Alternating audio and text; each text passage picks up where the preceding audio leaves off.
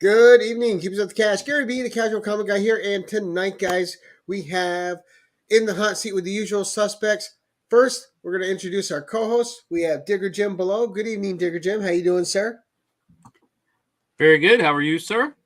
I am excellent. And, of course, our man of the hour, his second time on the channel. He made his debut on the 1011, so check out that episode if you haven't seen it. But we have Marco from Swytch Comics. Good evening, Marco. How you doing tonight, sir? Doing good, man. Doing good. Happy to be here. And we have in the chat, we have Las Cruces, Psychedelic Comics. Good afternoon. Comiverse, good evening. Lady Fantastic. I'm surprised Caroline didn't jump on as co-host tonight.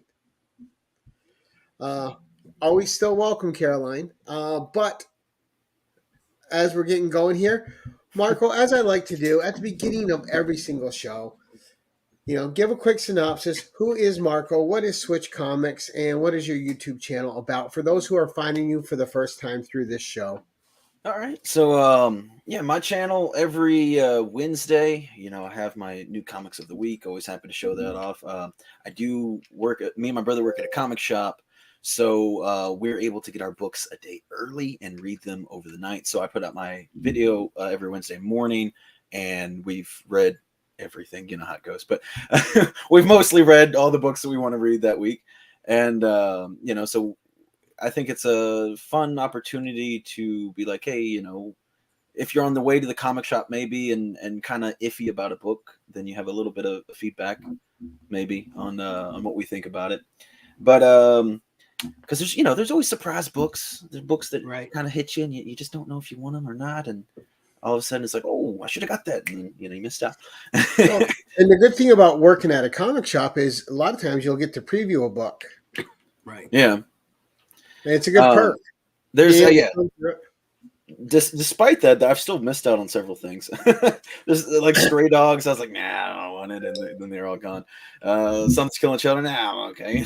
But there's some things I missed out on, but a lot of cool things, that I've definitely had the chance to read, and definitely I don't stress about gotta be their first thing to get this cover or whatever. I'm the one that puts the books in the folder, so I get whatever I want. Right. There you go. That's the way to do it. But other than that, I mean, we do just, I don't know, variety of all kinds of different comic related stuff. Recently I did a video. I put up my new comic wall, just switched up my setup. So like I did a how-to I did a how-to video, how to put up these little acrylic shelves, which were really simple to do. And I'd say pretty cheap, not the cheapest thing, but not too bad. It probably cost me maybe $100, maybe a little bit more to do all the shelves. Actually, that's not too bad to do do everything that we can see there. That's pretty good. Yeah, not too pretty good. The Legos. You gotta talk about the Legos. Yeah. The Legos is my brother's thing. I don't. That's the bomb, man. I love watching them put the Legos together. So every Wednesday night we'll have a live stream. Right now it's currently 8 p.m. I'm considering pushing it back a little later, or maybe even changing the day. I don't know. That's kind of up in the air at the moment. But right now it's Wednesdays 8 p.m. and we always just kind of hang out. It's a pretty different, I think, live stream than pretty much everybody else is in the community, because most people like hop on for an hour and talk about comics and then they're gone. But for me, like, I just like to hang out with the usual people that are always in chat, and we'll make jokes and just have a good time. And I'll either, we're building Legos or opening up action figures or playing video games or whatever. And like the whole time, whatever we're doing, we're talking about comics and whatever movies and other nerdy stuff. And we'll go for, sometimes from like 8 to 12 or so, it just really wherever it takes you. Yeah. Just kind of however I feel. Now, granted, if I have some work I need to do or something, I might hop off a little earlier, but it just depends. Now, with those comics back there though, everybody's comic journey begins somewhere. Where did yours start? What got you into comics? So I'm a pretty new comic collector. I've only been in for a little bit over 2 years, I think. It happened when I started working at a comic shop, the comic shop I'm at now. Looks like you eased into it too. Everything I do I'm Christ head first. almighty. I don't do anything small. That's why I don't drink. I can see. But let's see, I've been a nerd all my life. I've been an action figure collector for probably about like 12 years now, and I have probably, I don't know, 1,500 different action figures or something. Mainly comic Marvel ones, or did you get into them through movies and television, or just like regular toy lines that came out like from Hasbro or whatever? Yeah, most of them right now, probably about 1,000 of them or so, are Marvel Legends. We have Predators and Aliens. I got my John McCready here from The Thing is one of my newer ones. I have that one. Gotta have McCready. We have Gundams. We have some Funko Pops. You brought that out for Gary. Check them out. I mean, you brought that out for Gary. Maybe my favorite movie of all time. I love that movie. Oh, Christ. See, that's my favorite movie. I watch it like 5-6 times a week, every week. We made Jim leave. Might as well just get off the show now. Y'all can just do the. You got a problem with the Thing? You got a problem with Kurt Russell? I love The Thing. Gary has a whole nother level of love for the movie The Thing. Yeah, it's so perfect. Movie. Gary has it up here. It's amazing. Well, and Marco, did you see the live stream, the live watch we did with Lady Fantastic, Haley, and Candace? I didn't get to do that. I did a live stream of it. We had a blast. You should watch it. It was a great time. Okay. Yeah, so we did it where you could play the movie and watch it along with us, and you get this. And Candace, Caroline, and Haley had never seen it, so it was their first watch. I'm sure they enjoyed it, right? Yeah, right. None of them are horror people, and all three of them really liked it. It's so much more than because it is a sci-fi, it is a mystery, a suspense. It's kind of similar to the first Aliens movie, where again that's not really strictly a horror movie or just a sci-fi movie. It transcends. It's an amalgamation. Oh, Jim is gone again. We're talking about The Thing. He's not having it. But we do have to get back to how you got into comics. Okay, yeah, that's right. But anyway, so I collect all kinds of different action figure stuff. And for me though, I didn't read comics as a child. Like I said, I was always a nerd, but that's because when I grew up, I was watching the animated Spider-Man show and Iron Man, and which I will say I've always been an Iron Man fan before the MCU. To me, it was funny. I didn't know that Iron Man wasn't a super popular character. When the movie came out, it made sense to me. I was like, oh, of course they're going to do Iron Man. That makes sense, big Avenger. I always like that they had Julia Carpenter in that series too. Yeah, I honestly don't even really remember too much of it because, like I said, I watched it when I was little. But I remember having those little metal Iron Man figures that when you stepped on, it hurt like hell. But anyway, just for me, it was all the TV shows that I grew up on. And I just never went to a comic shop. It just wasn't anything my parents ever took me to or anything like that. Yeah, you were kept away from it, but you also just weren't exposed to it. They were just existing in a different, a parallel. Yeah, exactly. It just wasn't. So what shows were you watching as a kid? I mean, all kinds of stuff. Like I said, definitely remember really liking Iron Man, Spider-Man.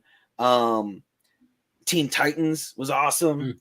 Trying to remember what else. I was, back then, Toonami was huge. I was watching a lot of anime, Dragon Ball, Sailor Moon, Knights of the Zodiac, Inuyasha, whatever else they were throwing up on there.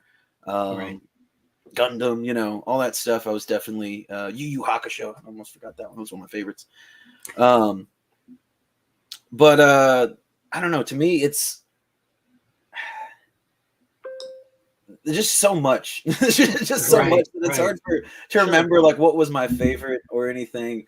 And I definitely would say that a lot of my current interests aren't necessarily nostalgia based.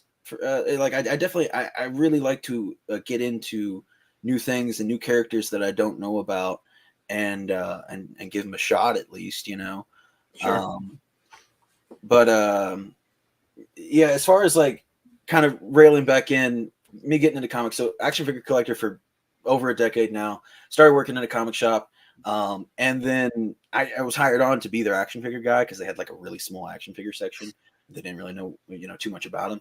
And so then I helped out, and we got a ton now. But anyway, then, I had to start doing other duties and doing the pull list and this and that or whatever. And, every week I was working on the pull list, and I'd see some cool books. And comics, again, is something I had considered getting into before, but I know that I don't do anything a little bit. Right. So I'm like, if I do it, I know I'm going to go crazy with it. And I'm already doing action figures for a while. I was pretty heavy into Funko.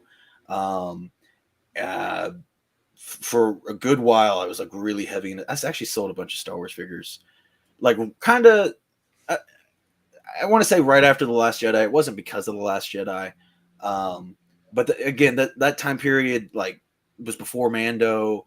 The opinion of Star Wars was pretty low. They weren't really releasing any good figures anymore, and I pretty much had everything.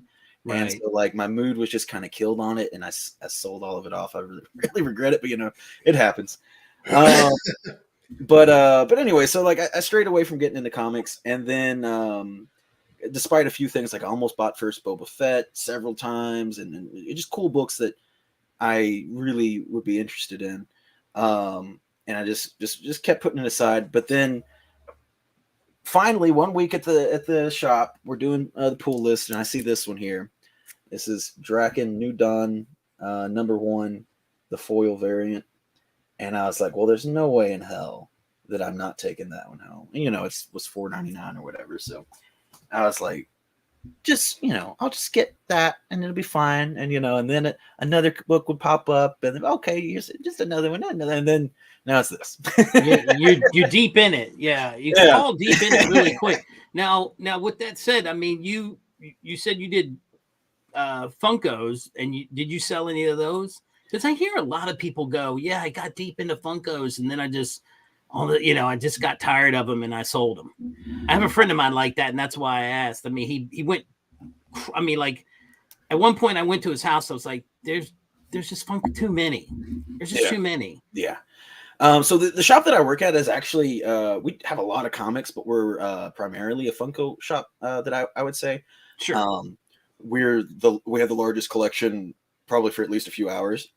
Excuse me. But yeah, me myself, I have gone through 2 purges. I'd get to about like 400, and then I'd be like, I got too many. I got you. I'm maybe at about 100 right now, and I'm very, very selective now when I pick them up. Right. There are ones that will still come out, like I think maybe the most recent one was B2 Emo from Andor. Okay. Yeah. When that came out, I was like, gotta get that one. I love B2 Emo. But yeah, I definitely, working at a Funko shop, I see that happen a lot.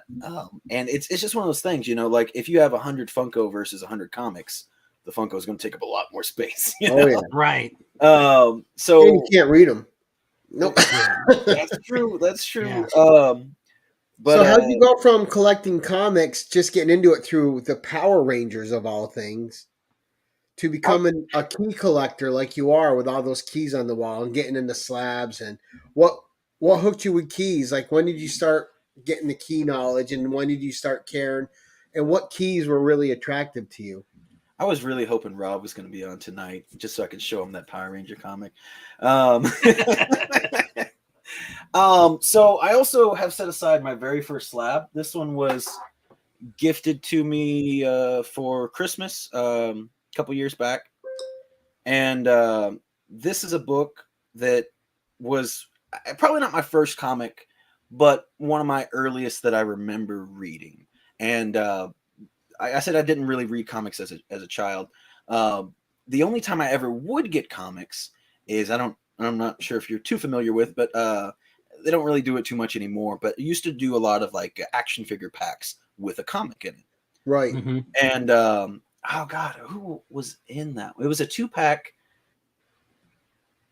I can't remember who the other character was now, but one of them was Taskmaster. It had the first appearance of Taskmaster, Avengers 196. And I remember reading that book. Hell yeah. And Taskmaster was a badass. He fought all the Avengers and was playing around with them. And, he ends up losing like everybody does. But I just remember thinking he had such a cool design. I've always loved this cover. And it's funny, when I bought that 2-pack, I didn't know about Taskmaster.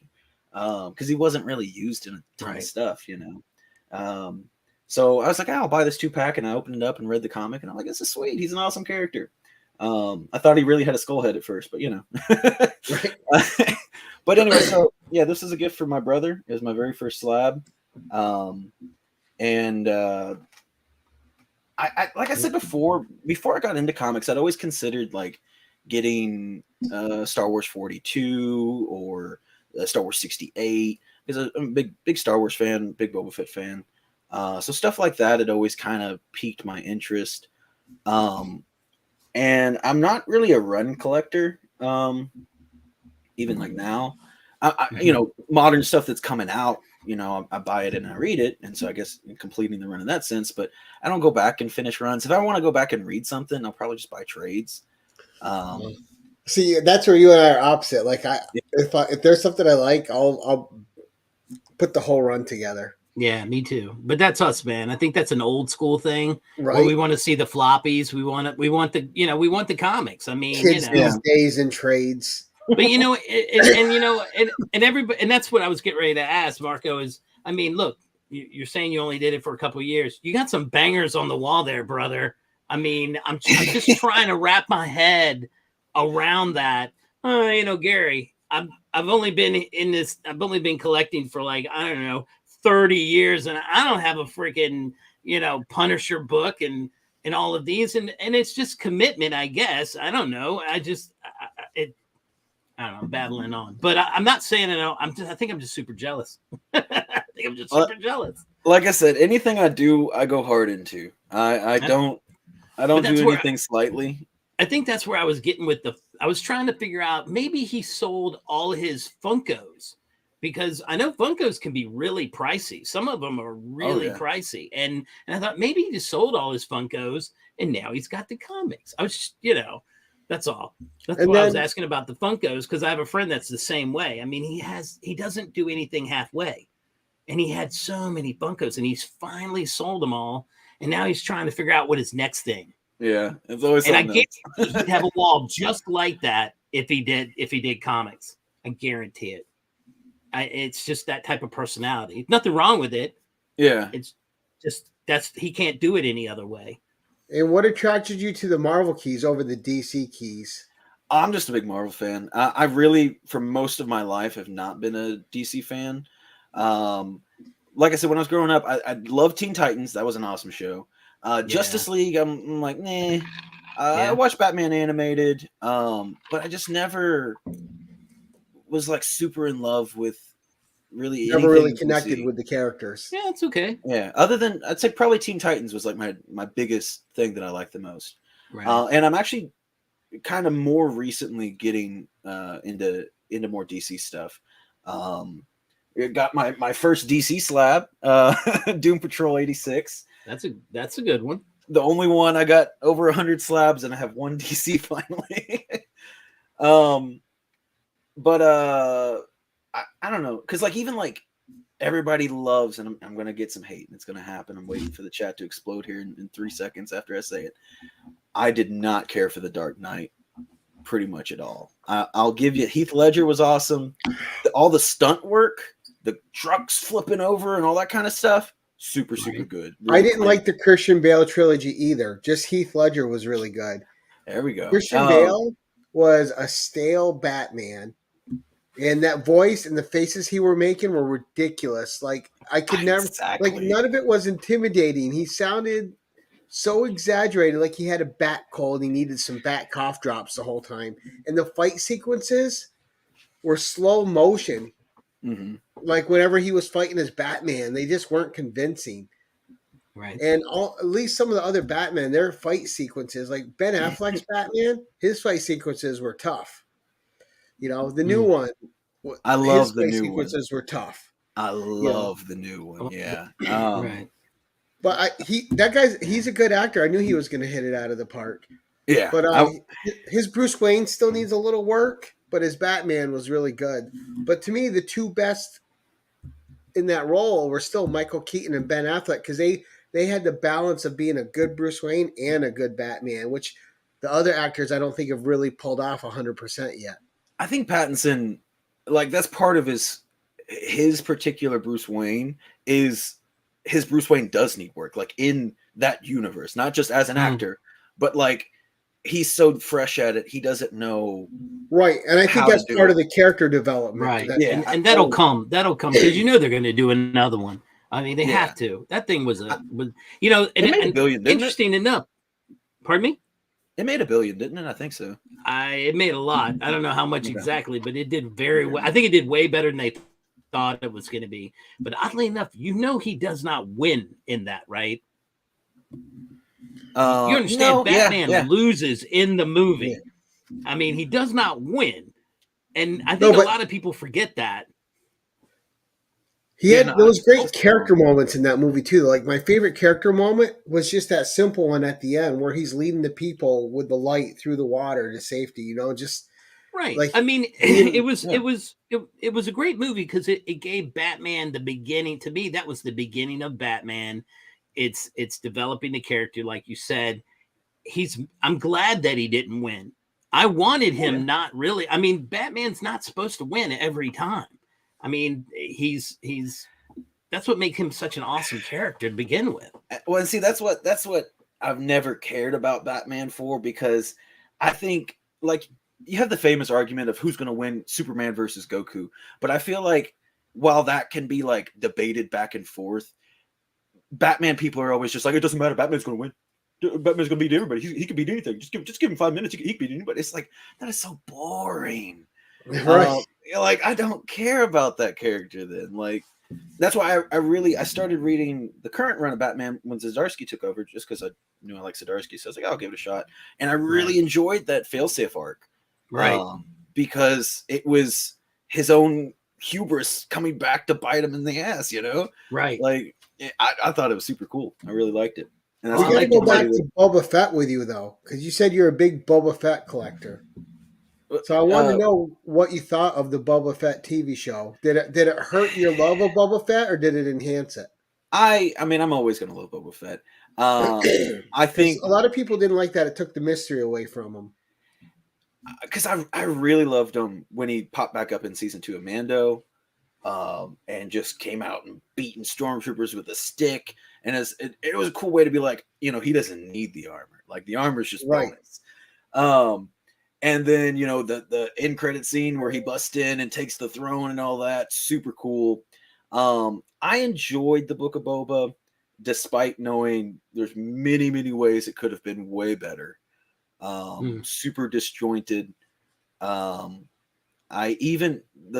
People say the good part, the Mando parts, even that kind of bothered me, because I was hoping going into the next season of Mando, like, he wouldn't have Grogu for like at least a half a season. Right. And then to like pull into that they need each other more, rather than, it's going to be so wild going, especially like if someone didn't watch Book of Boba and they went from season 2 to season 3, and it's like this super heartfelt moment. He's got to let him go. And then he's just back again. It's like, okay. But yeah, I mean, I had fun. Cad Bane looked amazing. He was super cool. The big Rancor fight was cool when he's fighting the big droids. My big thing with Star Wars is, I think a lot of Star Wars, I'm a huge, huge, huge Star Wars fan. And I will outright admit, I think a good chunk of it isn't that good, or as good as people think it is. I think the original trilogy is not this masterpiece work of art. I think it's hugely influential, and probably like the first Star Wars movie is maybe the most important thing to happen in like all of nerddom, because I don't think our culture would be what it is today without it. I remember growing up, they would show the lines of people waiting to see it. And I mean, dude, it was the pillar is what you want to call it. It's the pillar. It's the bottom stone of the pyramid. I mean, it's what started it. And I I can safely tell you that for me, I mean, that's probably the first movie I ever went and saw. You know, I'm not a big, hey, let's go see that movie again guy. I see it once. I'm like, okay, this was cool. That's the first time I ever went to a movie. Like, I think I saw it 5 times while it was in the theater, and I've never done that to a movie. And I said, this is going to be big because I'm, you know, my parents would be like, you want to go see it again? Pay up. I'd use my own money. And I was like, this sucks. Do I want to spend it? Sure, I do. It's Star Wars. I got to see this again. I got to watch these effects. So to me, this is what I would call a pillar movie. It's the, it was what, like you said, it was the beginning of what brought everything on. Yeah. Like, I mean, the visual effects are like so important to cinema in whole, but the cultural significance of nerd culture being accepted today started, in my opinion, with Star Wars #1. Well, absolutely, because it made it mainstream. Yeah, I agree. Now, who's your favorite character in Star Wars besides Boba Fett? Like, if you had to pick a light or dark side, not a bounty hunter, who you going with? Oh God, there's so many. Because usually someone picks a Sith or a Jedi. They don't pick the mercenary. Oh, because I love a lot of mercy. I really love Imbo from the Clone Wars. I wish they used him more. I'm a big Grievous fan. Oh, so you're just a basic mercenary guy. You like the heroes for hire type. To a degree, guys, whatever they are, they don't care as long as they get paid. I'm kind of super burnt out on a lot of the main. I'm not tired of seeing Luke and Vader and Han Solo and just I don't know. I feel like they're everywhere. You always getting new action figures for them and whatever, and it's just like I want to. There's like thousands and thousands and thousands of Star Wars characters. I want to see Darth Krayt and Darth Nihilus, Darth Nil, and it's a whole universe. It's just not about one family. Yeah, yeah. Like there's so much going. To me, Star Wars was always so cool because it is this whole universe. There's so much going on.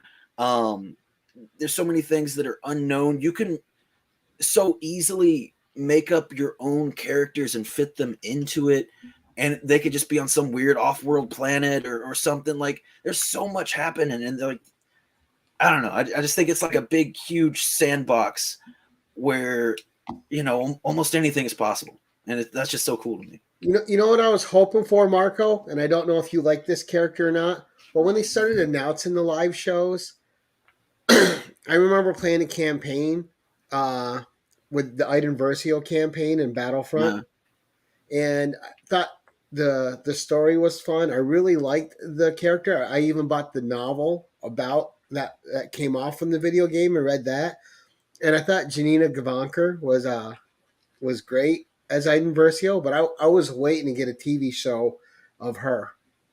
Yeah, I would like to see, because they have what are they called? Not Force Unleashed. What's the newer games? With Cal Kestis. Yeah, I can't remember. Blanked out entirely. I can't think what the two games are called. Different things. I can't remember what either one's called now. But anyway, so they have him and they have Iden Versio, but there's I think Iden Versio fairly recently was in a comic, so that was new. But I don't think Cal's ever been in a comic, to my knowledge. Oh, I didn't know Iden made it in a comic. I'll have to look for that one. It was a pretty new one, maybe a month ago, something like that. But I'd like for them to do a little bit more crossing, because right now the game stuff feels pretty separate, and even though from their perspective, it fits all into the world, kind of like an Agents of S.H.I.E.L.D. situation. It's like you're watching Agents of S.H.I.E.L.D., it all makes sense into it, but the movies don't care about them. But yeah, I'd like to see a Cal Kestis or Iden Versio or something pop up in one of the shows or movies or something. That'd be sick. Right. Because I mean they're part of the lore now, so why not include them? Yeah. Yeah, there's and not a game, but I really want to see, because we got Chrysanthemum. I really want to see an Afra sometime soon. I think Afra is only a matter of time. Yeah. Oh yeah. For sure. That'll be like the next wave of movies, and they'll have like some standalones and try to launch trilogies off certain characters, I bet. Yeah. Yeah. I was gonna say, so like for me, most of Star Wars isn't like that good as far as like being like, I don't know, super transcendent and like works of art. Like the ideas and everything are largely what is important to me. My few exceptions are really like the Clone Wars animated series. I love Rogue One. That's my favorite movie, favorite Star Wars movie. And I think Andor was the best thing Star Wars has ever done. Really? Yeah, I loved it. Because I like the Force and lightsabers and all this stuff, but I like the gritty people just out in this messy universe trying their best. Right. Trying to fight the powers that be. Yeah, and like, there's stakes again, because like when you're following Luke Skywalker, it's Luke Skywalker. Everything's gonna be okay, it's fine, whatever. But when you're following Andor or some random mercenaries or whatever, like you just don't know. Like there's so many people and just power constructs that are way bigger than you. That right. The world's not against you. The universe is against you. And well, I mean, and you don't even know who you can trust. I mean, he ended up, popping a cap in that one guy after they escaped the planet, with all the money, and he was just like, "Hey, yeah, this is what we should do." And he's like, "No, this is not the way we do these things." And I mean, I didn't see that coming. I mean, I kind of did, but I mean, just like it's raw. You know what it is? Oh, yeah. It's raw. I like that part of it, and I agree with what you're saying. I mean, but again, Luke didn't always have it easy. Dude lost his hand, for crying out loud. He didn't have it easy, but you knew he was going to be okay. Yeah, and to a degree, I guess Andor was going to be fine until Rogue One. But that's the thing. Like, and I guess Luke dies too or whatever. But that's a passing of a torch, and I guess semantics. But well, you never really feel bad for a Jedi dying because they're just hanging out happy as a space ghost. As a space ghost. I knew that was gonna go. And it doesn't look like they're having a hard time in death, right? They're like showing up when there's a party. All right. Yeah. Yeah, and man, to think of all the like to take Rogue One for example, where Cassian and Jyn are sitting there on the beach waiting to get obliterated, and all the things that could be racing through their head, like, did we complete the mission? Is what we did enough? Was this all a waste? So much going on. And they'll never know, Sure. Right. Well, and I think too, like a lot of these franchises that we all like, being nerds that we are, right? It's not like they're all top tier, but the thing that they all have in common and what connects nerddom is they all have central themes that they portray really well and that play strongly to their audience. If you can just capture a theme, not every part of a film or a book or any kind of media, a TV show, whatever, has to be perfect. It just has to do that one thing really well that propels it forward. Sure. Oh, yeah. Yeah. Well, it's like, I love episode 3. I love it so much. And I know there's all kinds of problems with it, but, I think that is one of the things that did come an important part of me growing up. I'd never seen lightsabers like that, with all the crazy stunts and everything they were doing, the choreography. And to me, that was just like the coolest thing. And kind of the same thing, again, I wish Rob was here, with Power Rangers. I grew up for as long as I can remember watching Power Rangers. And I can go back and watch that first movie, and it's not good, but I can watch it with a smile on my face. Like I know it's just good, dumb fun. Not everything has to be super well written or, filmed or anything. But the other thing they do well too is they establish a world. Like nothing looked like Star Wars looked, right? Oh yeah. You had all these great looking creatures. So the time was spent where it matters. It doesn't have to be the most earth shaking story. people get hung up with everything having to be Shakespeare. Everything doesn't have to be Shakespeare. It just has to do what it wants to do well. Oh yeah. Just like some of your favorite B movies. A B movie that Right. knows it's a B movie but pulls off that B movie status perfectly is a glorious thing to behold. Sure. Seen that. Oh wait, my bad. I thought you were saying a glorious thing to behold is the name of a movie. Okay. No. No. Just when they nail the thing that they're doing, I got right? you. Right. The thing like what Star Trek nails. Yeah. That's Star Trek nails its world. Star Wars nails its world building. Both of those franchises are still alive and well today because of the worlds they built. Now, not every story in that world is going to be great, but you're still in that world, and you can still exist with those characters in that world. And like for Jim and I growing up, man, you're growing up with Luke and Han and them, and you're going on their journey with them as you're watching the movies. And I'm sure it's the same for the new generation that was watching Rey and them go up. They're just Star Wars in Star Trek, all these genres that we watch, Spider-Man, these things we read in comics, they're popular because they speak to generations, and you can add new things that keep new generations going. And not only do they get into the new characters, like you have Miles Morales for Spider-Man for new generation, but it makes you check out and connect to the old generation as well. So they have new worlds building on the old worlds that are still interacting and make everything valid. Right. Yeah. So I know I went way off on that. No, you're good. You're good. I'm just kicking myself. I can't believe I misunderstood you like that. I feel like an idiot. Oh, it's no big deal. Oh man, but he's referencing the Thing. The Thing being that B movie is that it is. We're losing Jim's signal. I'll just get out a little now. bit. All right, but let's get into a little bit of fun though, Marco, because you're a guy that is deep into nerd culture. What's some of your favorite guilty pleasure movies, like just a schlocky B film that you just absolutely love?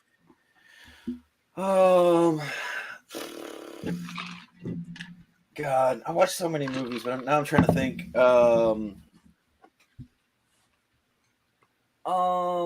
Did you watch? I don't know if you'd. I don't know. This is probably a B movie. It's a new movie. Megan, have any of y'all seen that? No, but I want to. It looks fun. It just looks fun. It's actually surprisingly really good. The story is very compelling, and there's a lot of serious things going on.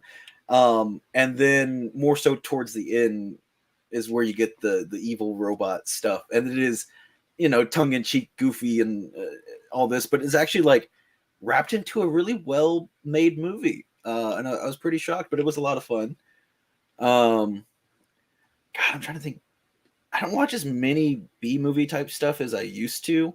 I used to watch I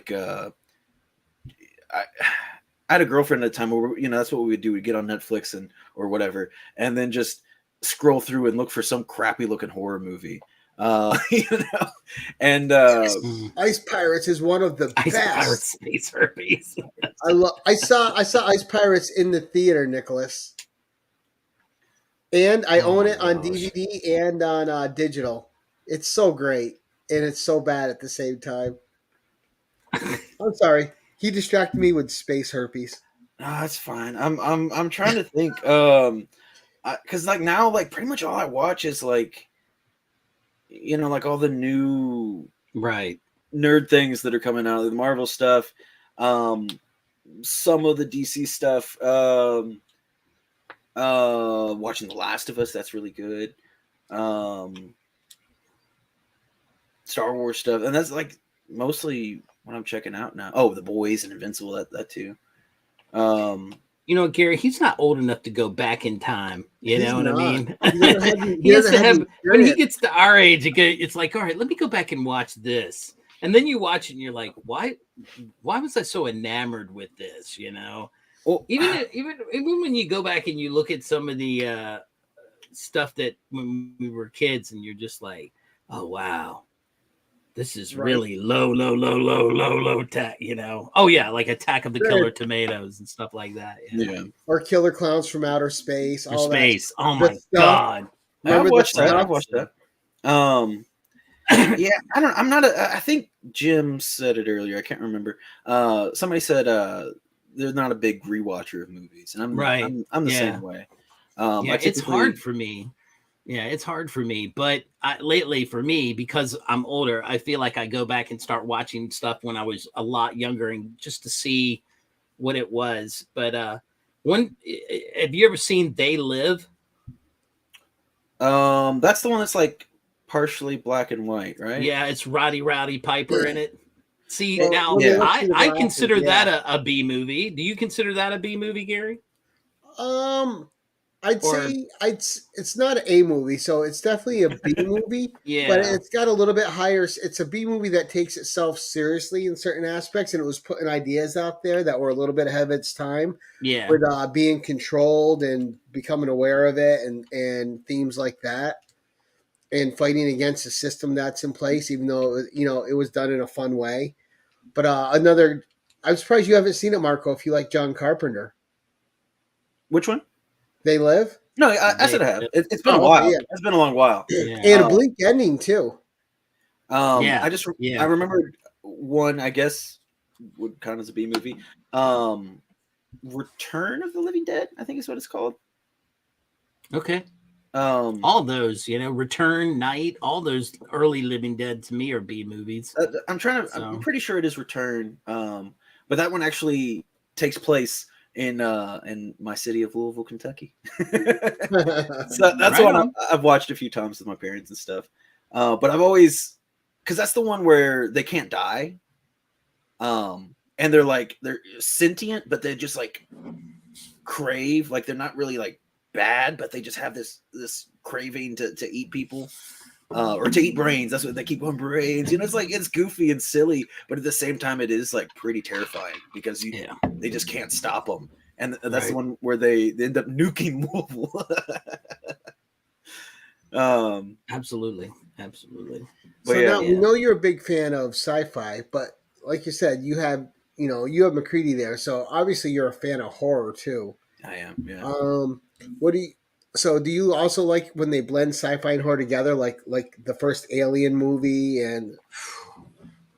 or the first Terminator? Even the first Terminator is more of a horror movie than a sci-fi movie. You could probably say that with a Predator as well. Oh yeah. That's a weird amalgamation because it starts off like a regular 80s action flick, right? And then just goes through all these changes throughout, but it's a sweet movie. It's like and then one of the weirdest credit sequences at the end when it's introducing them and they're all joking around and happy. You just watch them all die for a whole movie. Yeah. I forgot about that. No, but all that kind of stuff. I definitely grew up. My dad's not a big. Well, not only say big, he's not a nerd at all. He's like not into none of that stuff. But he was into 80s action movies. Any Stallone, Schwarzenegger, like that type of stuff. So we definitely watched Predator and we probably, I don't think we ever watched like Aliens. I don't think so. It doesn't seem familiar to me. But basically, like I said, pretty much any Schwarzenegger or Stallone movie we're always watching. So that kind of stuff definitely holds a special place in my heart as well. Let's mix comics with those actors for a minute. Did you ever see the Dolph Lundgren Punisher? Because that movie gets a lot of hate, and it's not as bad as people make it out to be. That is actually a really enjoyable movie.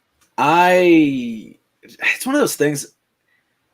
I don't know if I fully watched it or just like because back then you might watch a little bit here as you walk past it on TV and you kind of check it out for a little bit and then you go do something else.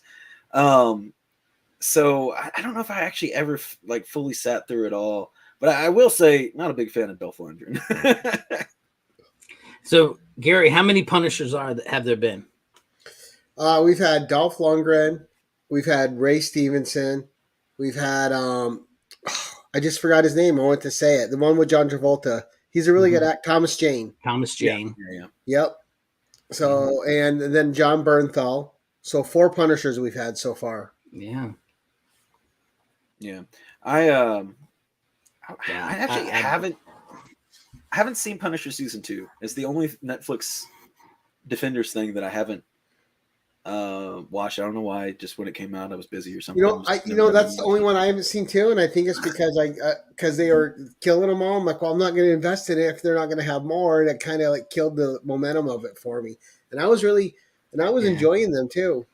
You know, I'm probably a little 50-50 on them, but. Well, I just like that it was all street level. You know, it was nothing grand. Everything had this like down to earth. You know, all these other heroes aren't noticing it. These guys are in their own little bubble having to deal with all this stuff, and the people they're dealing with are just as devious as the other ones because they're wrecking people from the inside out. Where the other ones are cosmic scale. Right. Yeah, I feel like Daredevil is like nearly perfect. I think season 1 is very, very solid. Season 2, the first half is like pretty perfect. The second half just suffers from Elektra. I think the Hand is terrifying in season 2. I loved Elektra in that. Elodie Young, I thought was a fantastic Elektra. I don't think she was terrible. I think she was just like a little bland and like definitely like a letdown from like all the hype of Punisher. Like it was riding high and then it was like, Elektra, you know. And I feel like it's a tall task for anybody, you know, so it might not even necessarily be her fault, but I feel like a lot of people forget about how terrifying the Hand was in Daredevil season 2. Cause like I think the next time we see him, I can't remember exactly how it all came out, but like when we saw him in Defenders, they were like nothing. They're just getting slapped around and they were like, it didn't matter. But the Hand in season 2 of Daredevil was frightening. Oh, but you had that one great scene in Defenders where Misty Knight loses her arm. Yeah. Setting up the character's bionic arm. Yeah. I'm wondering if they're going to go there because the whole time, like, when's she getting her bionic arm? When is she getting it? It happened. Not long enough, but it happened. And I wanted to see a spin-off of that. I wanted to see Nightwing Investigations with her, you know, the Daughters of the Dragon. I wanted to see them get their own show together. Yeah, that would have been awesome. I would have. I thought was like the missed opportunity. That's the thing I really missed about those ending is I wanted to see them. It probably would have happened. Elodie Young was awesome. It probably would have happened if it continued. But yeah, I think Daredevil season 3 is pretty much perfect. I really like. And Jessica Jones season 1 is the best, but I like season 2 and 3 as well. I know a lot of people have issues with those, but I really enjoyed them. I liked them. I just wanted to see full Hellcat after a while, though. And we never got Patsy Walker to get to go full Hellcat. And I was hoping that would end up being a series too. She drove me crazy in season 2. She irritated me so much, but in a good way, I guess, you know, because then like I liked her arc in season 3 a lot. Luke Cage, I think, super strong. First half of the season in season 1, and season 2 or half of season 1 fell off with whatever Diamondback. But again, what was his name? It's gonna be Blade now. Mahershala Ali. He just commanded the screen, and he was such a good villain, and they tossed him away for a cartoon character.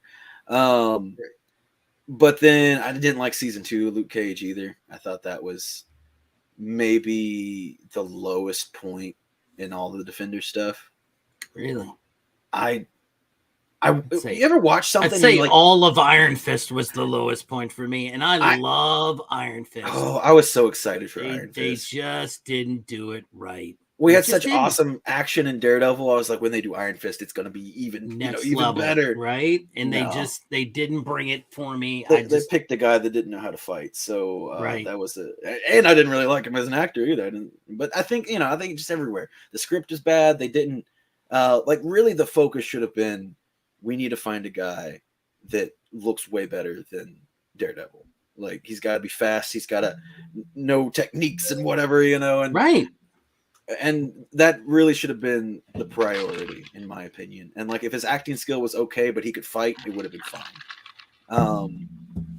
But yeah, I don't know. It was just, that was all over the place. I do think Iron Fist season 2 is a bit better than season 1. Not to say that it's great, but it's okay. It's okay. But yeah, Luke Cage season 2 to me was like one of those things. I don't know if you ever watched something where you're watching it and you're like, I want to enjoy this, and then like you get to the end and you're like, I don't think I did. I don't know what happened, but I'm not happy right now. So let me ask you this, and I'm doing this as a segue question. Yes. When you watch a show like that, and the reason why I'm going to say that, when you watch a show, are you breaking it down from the film aspect of it or what it does? And the reason why I'm asking this is because you're a filmmaker. You've done shorts. It's like some people read these comics and it's like they'll sit there and they'll read the comic and then they'll just break it down panel by panel. Like, there's a hidden meaning right here. I know it. And you're like, no, there's not. Like, they just don't enjoy the comic. So I'm wondering, are you one of these people that, okay, I see what they did there with that shot. It was terrible. Why didn't they go wide angle? Or are you just, hey, I want to enjoy the show? To a degree. I have always been a big fan of filmmaking and cinematography and acting and all those aspects that go into making a movie or show. That's always been super interesting to me. And so again, I'm about to be 30 years old this year. And it wasn't until last year I made my very first short film. For anybody that hasn't checked it out, it's called Let's Talk About It. Well, we'll segue into it, but because I do want to answer your first question. But it's one of those things like I don't know if you've ever wanted to do something for so long but just didn't have the confidence or Sure, didn't really know how to get into it and how to start, and you just never do it. And I finally just said, F it, and made something last year. But I definitely do watch that because, like, for example, everyone was freaking out about what was it? Last Spider-Man, was it No Way Home? Was that the? Okay, I always forget the subtitle. It's like it's Spider-Man 3. Right, it's something home. Yeah, something home. Yeah. But God, that movie irritates me. And I enjoyed it. I don't want to portray it wrong. I enjoyed it, but I feel like the cinematography in that is so bland and boring, and like nothing. And partially, I get it because it was a COVID movie, and you can't film everybody at the same time, and certain things like that have to happen, and that is going to be constrictive. But I definitely was not as impressed with that movie as everyone else was. Okay. As a good example, I think a lot of that was just like, I don't know, nostalgia fluff, and I got to see Andrew Garfield again. Right. But yeah, like, I don't know. To me, that movie didn't really do it. It wasn't like, I think much more visually interesting movies were like Shang-Chi had some really cool, and even that, that scaffolding fight was great. That was awesome. The way, anytime someone can really like make super awesome choreography and weave it in with technical camera movement, where it's all so meticulously planned and figured out, Sure. That stuff is super impressive to me. Well, that's what made Jackie Chan movies so amazing. I mean, he literally used everything around him.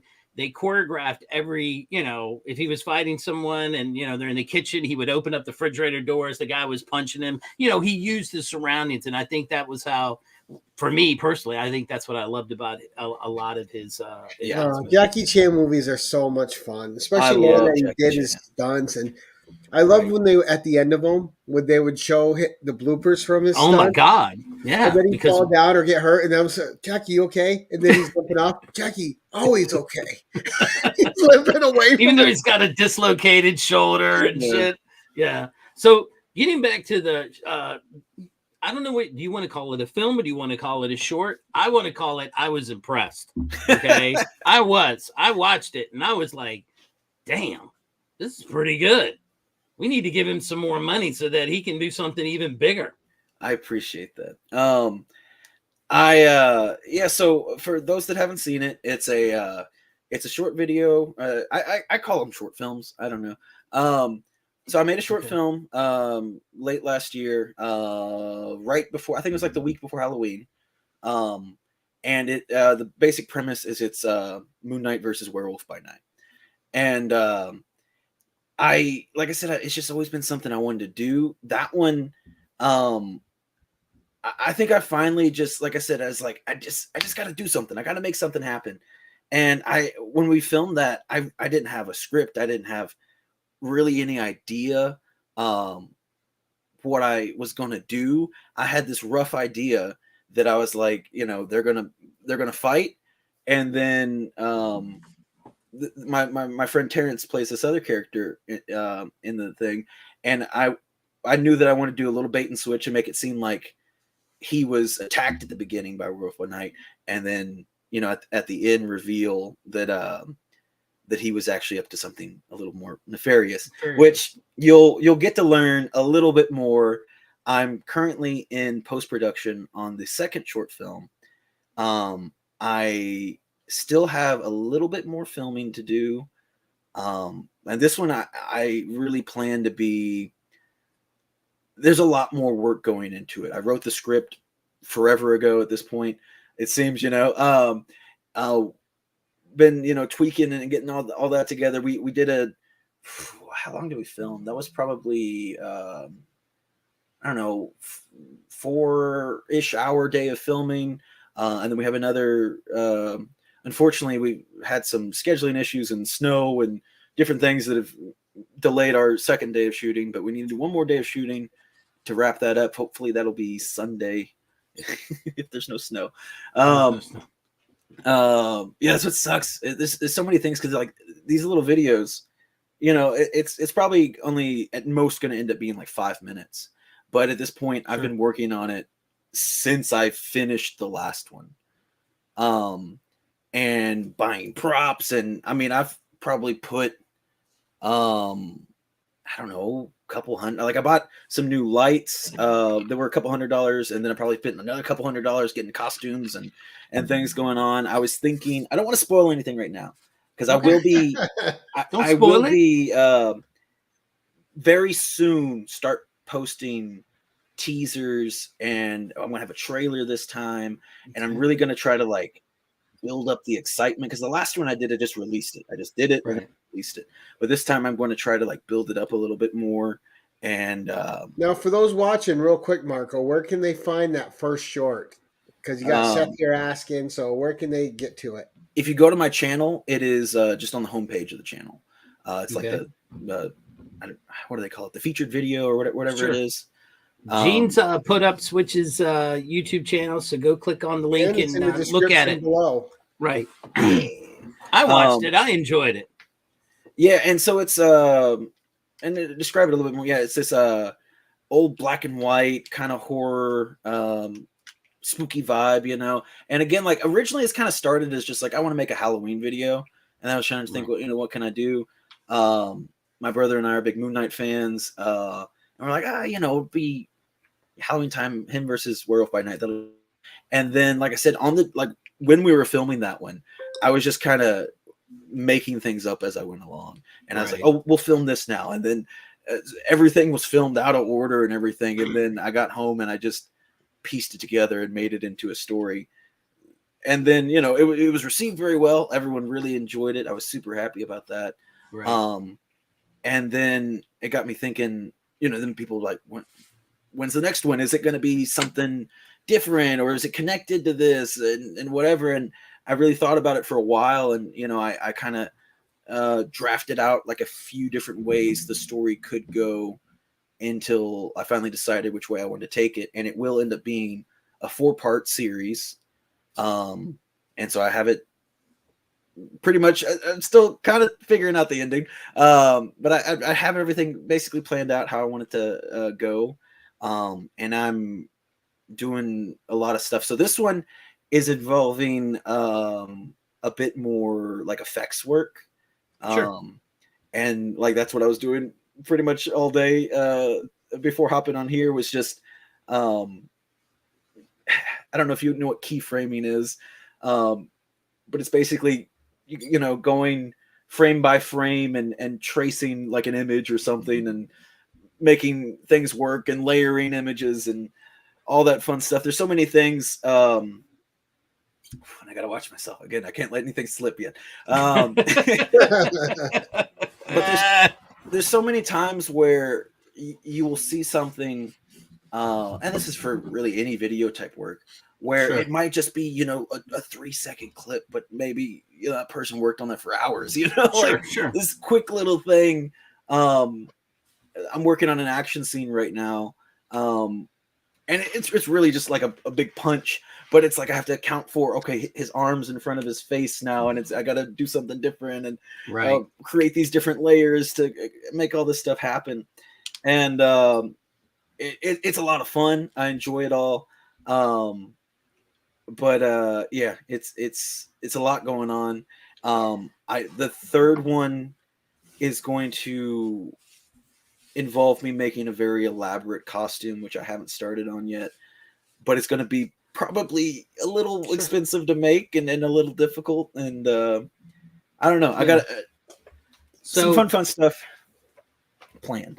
Right. So you got a couple new subs in the chat here. So right. There you go. You got some subs on there. Also, you know, circling back to what you were talking about when, you know, you did, you know, oddly enough, a lot of movies, though they do have a script, have been known to be shot and started in the middle. And then, you know, they just, it gets put together in editing. A lot of people don't realize that.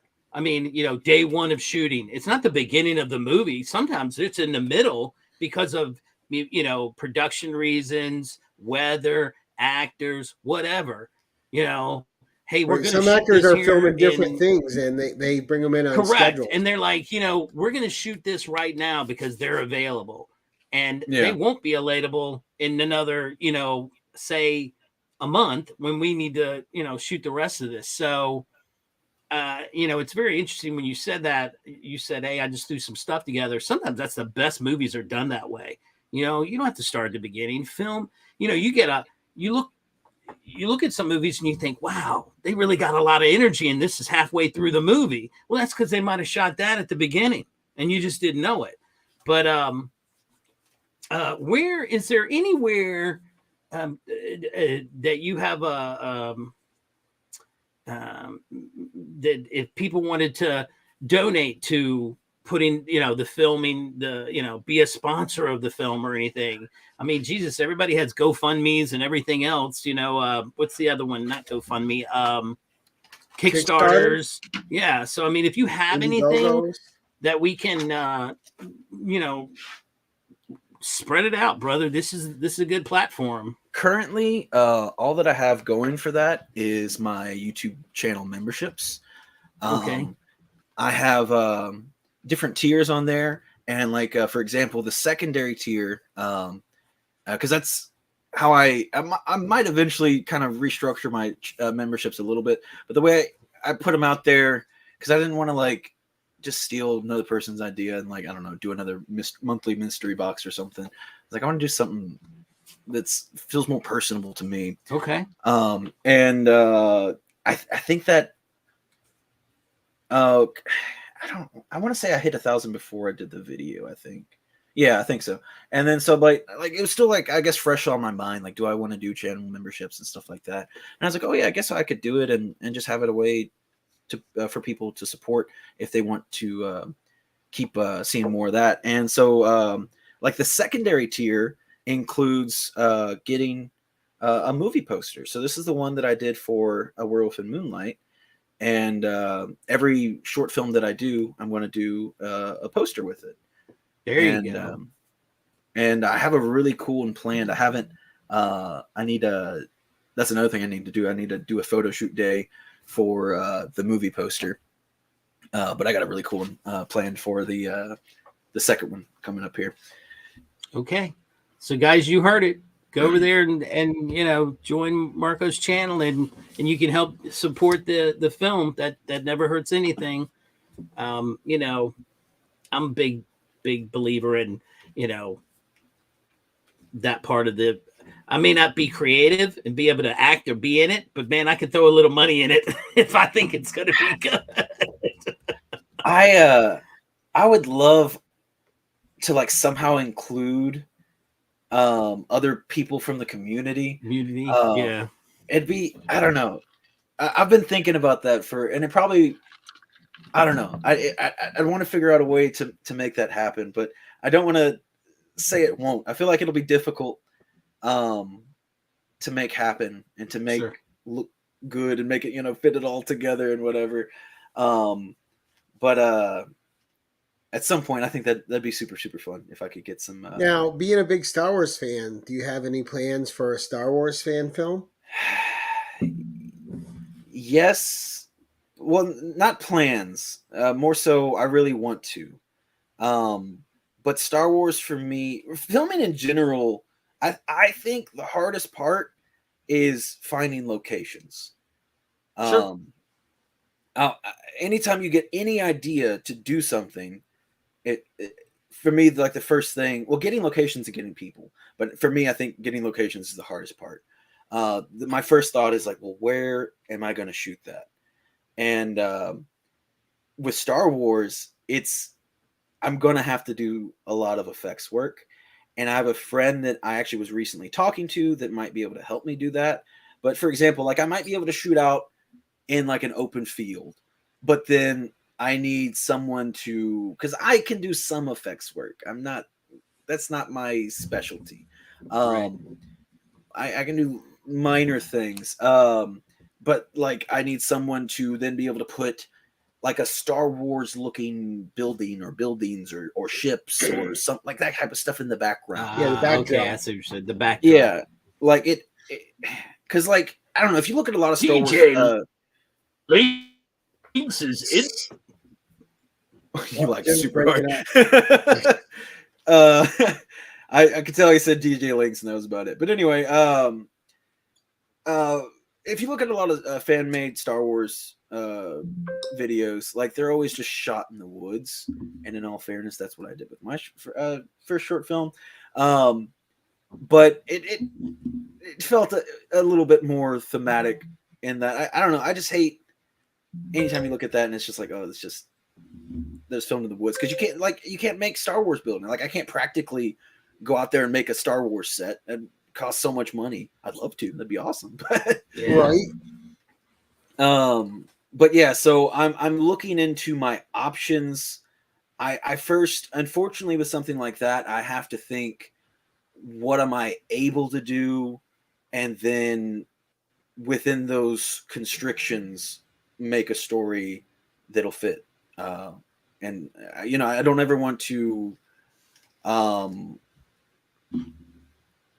a degree, like even with this one, like I was kind of pushing the boundaries of what I was able to do a little bit. And as I was filming it, I was like, I don't know if I'm going to be able to do these effect shots that I want to do, but I'm going to try. And if it doesn't work, hopefully then I can just hire someone to fix my mistakes. But so far they're coming out super cool.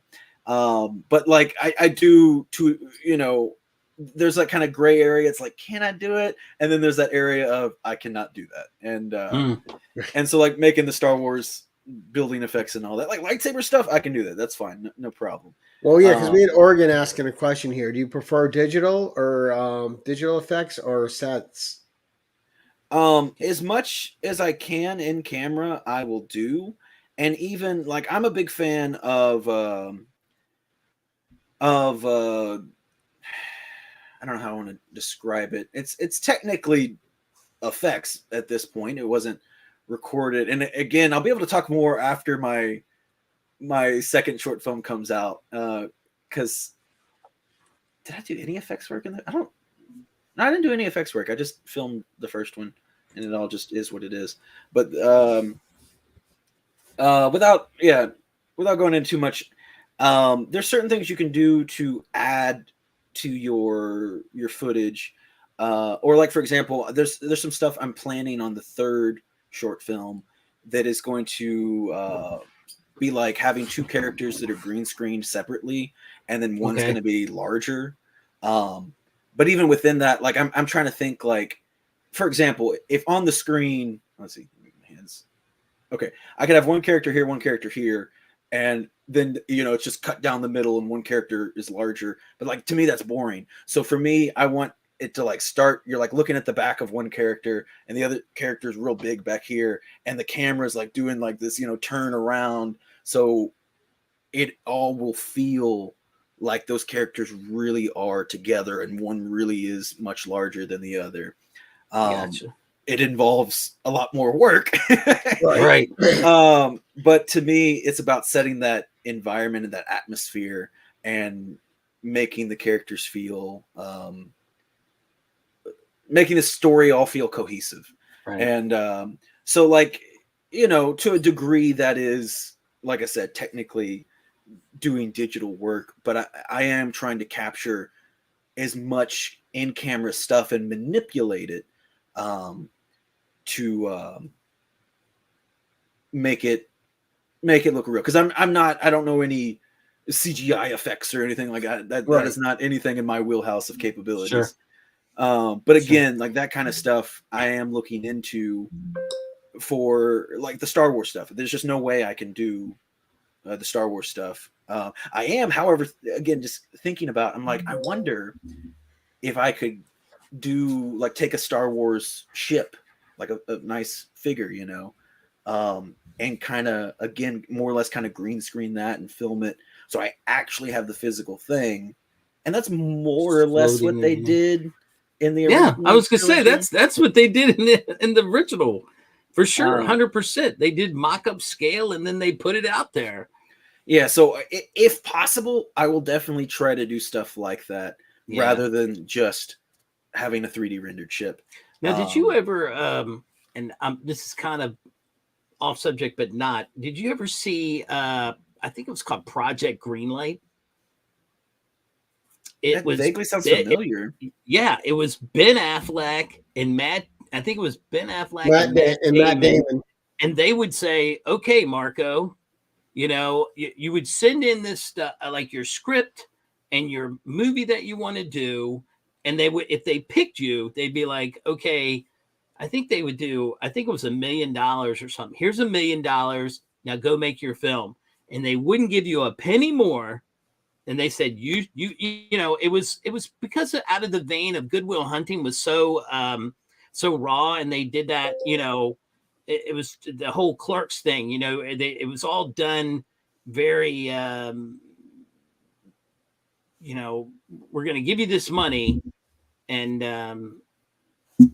see what you can do with it. You have to, follow your script, do what you want to do. But at the end, we get to see a finished product. And that really was what made me think about what you said about when you shot it the first time and you just shot different scenes, because that's what they did. One director did. He said, okay, I've won the competition. And the very first day I'm like, well, holy crap, they're shooting in the middle of the movie, it looks like. But this was what dictated it for him, because he didn't have any choice what he was shooting and where he was shooting. He tells you at the beginning, I only have a brief window to shoot. And this is available today, and it won't be available in 2 weeks when I need to shoot it. So I'm going to shoot it now. Yeah. And, and actually that's the first time I ever saw a very, very, very young Shia LaBeouf, because he did, and Amy Smart. Those two were, not even known, and they were picked to be actors. Like he had done, I think, Holes for Disney. Yeah, I was just going to say Holes. Yeah, he did Holes for Disney, and they picked him to be an actor in it, and she was an actress in it. And I was like, oh, okay, this is pretty cool. The whole concept was pretty cool, because they gave money to somebody if they won the competition. And they said, okay, now make your movie. It was really good. Let's check it out. All right, so we've been going an hour and 15 minutes. We are going to start doing the wrap-ups. We'll do final questions if we have them, see what's coming up. But my question is, Marco, not Marcus. I was thinking of circumstances. It Sorry. happens so much.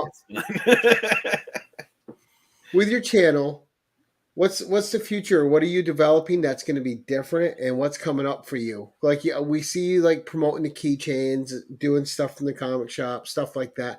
What do you have anything else planned that's going to be new for yourself? I guess I should mention that because you all also did say, as far as like, is there any other ways to support me? I don't have any comic ones on my desk, do I? I got so many things because I got Pokemon ones, and I'm starting to do some Yu-Gi-Oh ones. But I also do comics. I started with comics. Oh god, it's so green. There we go. But I make these little mini slab keychains. You can find them on eBay. You can hit me up on Instagram. And then also, if you want to talk to your LCSs and stuff like that, I do bulk ordering. So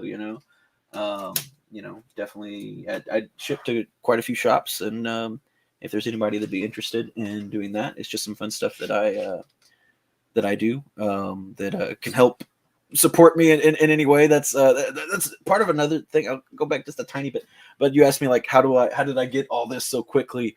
And I've just had a hustler mentality since like I've always made money, probably since I was like 8 years old, just finding some way that I can sell something, make money, do something. And that's just how I am. Like, I always like to work and make things happen. But yeah, so now like a lot of that was going to comics, but I'm now trying to divert a little bit into movie fund, and I feel like I strayed away from some of your questions. What were the other ones? I don't know, just if there was anything new coming up on your channel, okay, that you need to watch for. So when I made that first short film, it was so like thrown together so quickly and simple. I was like, ooh, I want to try to pump these out, as quickly as possible, maybe one every couple months or something. But like I said, that one was in October, and here we are. I don't have a release date, but I imagine it'll probably be sometime in February. Okay. But going into it and now like putting more work into it, writing scripts, getting costumes together, really doing all this, effects work and everything else. I'm like, no, this takes a lot of time. Yeah. But my plan is to still release as many as possible throughout this year. And it may differ. Like there's not going to be any kind of consistent release schedule, just for the fact that they're going to all require different amounts of work to go into it. Sure. And all that. So I'm going to try to pump out basically as quickly as I can. And I know it's a very slow process, but that is like the main thing that's really running in my brain as I'm going through. But yeah, I'm super looking forward to those. But then, like I said, I make at least 3 videos a week. One of them is always the new comics of the week, and then just 2 about whatever else, all kinds of different comic related things. Or like I said, I also do action figures and stuff like that. Sure. Mostly comic stuff though. Let's see, I'm going to be appearing on Rob Fatstack's channel February 4th for my first time being on Only Slabs. I'm pretty excited about that one. Nice. Obviously big slab guy, so right. Let's see, I will be doing a video probably coming out Sunday that is going to be my first 25 comic submission to CGC. Ooh. I've never done one that big. Probably my biggest one would probably be like no more than like 12 or so, something like that. Sure. And it's not going to be anything super crazy, but I'm going to be showing off the books that I'm going to be submitting. There's a few nicer keys in there, but a lot of them are like modern variants and stuff like that. Just stuff that I think is cool covers and whatever. I will also probably next week, maybe Friday, depending on when they show up in the mail. I'll be doing an unboxing. I had my first commissioned art covers done. So I don't know how many there's going to be, because I gave my friend, I think 15 or so covers, and I think I'm maybe getting like 8 back or something. I'm not sure. Because that's the thing. I don't know anything about them. Like we kind of talked about, like the different what I would maybe want on each cover, and then I was like, just surprise me. I'm going to open up the box. I'm going to make a video, and I don't want to see them until then. Nice. And so like I don't even really know how many's been completed and how many are coming, but I'm going to get the first batch of those. Hopefully this upcoming week. And then Jerry had a little advice for you. He said, send one express out of the 25. Oh yeah. Actually, for real. And that's why I decided to do, because I had some that I wanted to get graded, and then I was looking at the turnaround times. Modern, not fast pass, just regular modern is just 20 working days, and I'm like, that's not bad. I can do that, but about a month or so. Right. So it's like, yeah, I'll go ahead and I'll do a 25 comic submission. But I have a hot toy I just ordered the other day that'll be coming in the mail. Probably be a video next week. Nice. Is it Voltron? Because Voltron's awesome. No, it is. Happy birthday, Joe. It is one that it's funny. I just found out about it 2 days ago. And then I followed one. I was looking, I saw they mostly sold for about $400. And so I saw one that was $350. And so I followed it. And then yesterday they shot me an offer for $305. And I was like, ooh, alrighty, well, yeah, that's nice. So yeah, I don't know. I always like to keep everything a surprise. So yeah. All right, don't tell us.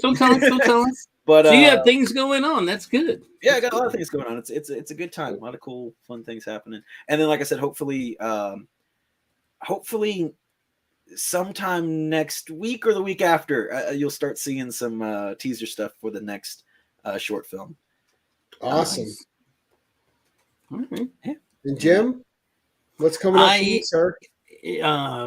Let's see. I don't know if you guys noticed, but I posted a Slab Your Own comic on Monday. I have Nick's mystery box. I got to open that up, so I'll be filming that, and that'll probably be the next. I don't know. The weather's so wonky here, and I'm still looking for a place to go and metal detect. So I don't know if you'll see any new metal detecting videos right now. This is usually when I'm doing research to figure out where to go when it gets warmer. A lot of guys, if you're in areas where it's snowing or anything, that's what they're doing. So that's kind of where I'm at with that.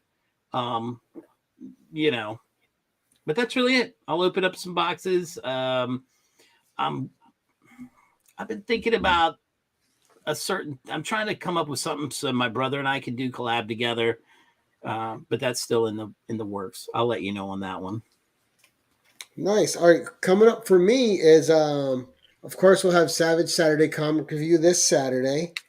But next week, on the 31st, we're having Reversal Day on the 10/11. And Rob and Caroline are going to have me as the guest on the show while they host.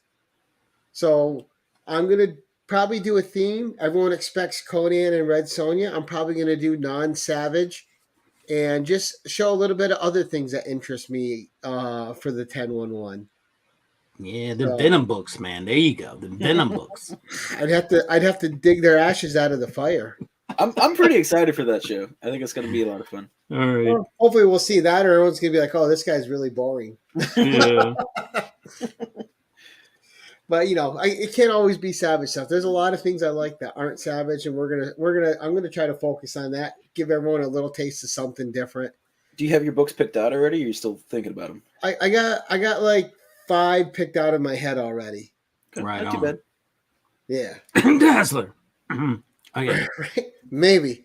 But that's what's coming up for me. But other than that, I want to thank Jim, as always, for coming on to co-host with me. Thank you, sir. Yes, sir.